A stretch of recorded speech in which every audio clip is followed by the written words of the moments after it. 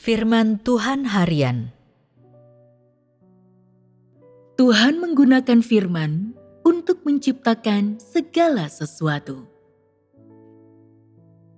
Pada hari ketiga, firman Tuhan melahirkan bumi dan laut, dan otoritas Tuhan menyebabkan dunia dipenuhi dengan kehidupan. Kalimat pertama dari Kejadian 1 ayat 9 sampai 11. Tuhan berfirman, "Hendaklah air di bawah langit berkumpul di satu tempat dan tanah yang kering terlihat." Perubahan apa yang terjadi setelah Tuhan semata-mata berfirman? Hendaklah air di bawah langit berkumpul di satu tempat dan tanah yang kering terlihat. Dan apa yang ada dalam ruang ini selain terang dan cakrawala? Dalam kitab suci ada tertulis, Tuhan menyebut tanah yang kering itu darat, dan air yang berkumpul itu disebutnya laut. Dan Tuhan melihat semua itu baik. Yang berarti sekarang ada daratan dan laut dalam ruang ini. Dan daratan serta laut dipisahkan. Kemunculan hal-hal baru ini seturut perintah dari mulut Tuhan. Maka jadilah demikian. Apakah kitab suci menggambarkan Tuhan sedang menyibukkan diri ketika dia sedang melakukan ini? Apakah itu menggambarkan dirinya melakukan kerja fisik? Jadi, bagaimana semua ini dilakukan oleh Tuhan? Bagaimana Tuhan membuat semua hal baru ini menjadi ada? Jelas sekali, Tuhan menggunakan firman untuk mencapai semua ini, untuk menciptakan keseluruhan hal ini. Mari kita lanjutkan ke kalimat terakhir dari nas ini. Lalu Tuhan berfirman, "Hendaklah tanah menumbuhkan rumput, tanaman yang menghasilkan biji, dan pohon buah-buahan yang menghasilkan buah yang berbiji sesuai jenisnya di bumi." Maka jadilah demikian. Saat Tuhan berfirman, segala sesuatu menjadi ada seturut pikiran Tuhan, dan serta-merta berbagai macam bentuk kehidupan kecil yang lembut bergoyang-goyang menyembulkan kepala mereka dari dalam tanah, dan bahkan sebelum mereka sempat meluruhkan tanah dari tubuh mereka, mereka dengan semangat saling melambaikan tangan untuk menyapa, mengangguk, dan tersenyum kepada dunia. Mereka berterima kasih kepada Sang Pencipta atas kehidupan yang Dia anugerahkan kepada mereka, dan mengumumkan kepada dunia bahwa mereka adalah bagian dari segala sesuatu, dan bahwa mereka masing-masing akan mengabdikan hidup mereka untuk menunjukkan otoritas Sang Pencipta.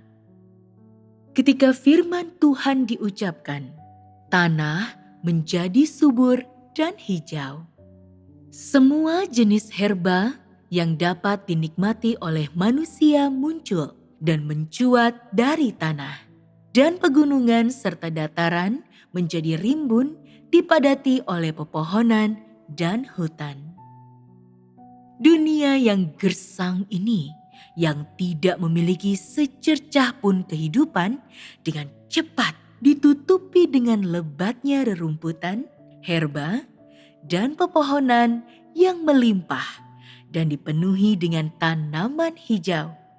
Keharuman rumput dan aroma tanah menyebar melalui udara, dan berbagai macam tanaman mulai bernapas bersama dengan sirkulasi udara dan memulai proses bertumbuh. Di saat yang sama, berkat firman Tuhan, Dan dengan mengikuti jalan pikiran Tuhan, semua tanaman memulai perputaran kehidupan yang tak henti-hentinya ketika mereka bertumbuh, berkembang, berbuah, dan berkembang biak. Mereka mulai benar-benar mematuhi alur hidup mereka masing-masing dan mulai melakukan peran mereka masing-masing di antara segala sesuatu. Mereka semua lahir dan hidup karena firman Sang Pencipta. Mereka akan menerima perbekalan dan makanan yang tak berkesudahan dari Sang Pencipta dan akan selalu bertahan hidup dengan gigih di setiap penjuru bumi untuk menunjukkan otoritas dan kuasa Sang Pencipta. Dan mereka akan selalu menunjukkan kekuatan hidup yang diberikan kepada mereka oleh Sang Pencipta. Kehidupan Sang Pencipta luar biasa. Pikirannya luar biasa. Dan otoritasnya luar biasa. Dan demikianlah pada saat firman-Nya diucapkan, hasil akhirnya adalah, maka jadilah demikian. Jelas, Tuhan tidak perlu bekerja dengan tangannya ketika Dia bertindak. Dia hanya menggunakan pikirannya untuk bertitah dan firman-Nya untuk memerintah. Dan dengan cara ini, segala hal tercapai. Pada hari ini, Tuhan mengumpulkan air bersama-sama ke satu tempat dan memungkinkan daratan muncul. Setelah itu, Tuhan membuat rumput tumbuh dari tanah dan tanaman yang tumbuh menghasilkan biji-bijian dan pepohonan berbuah.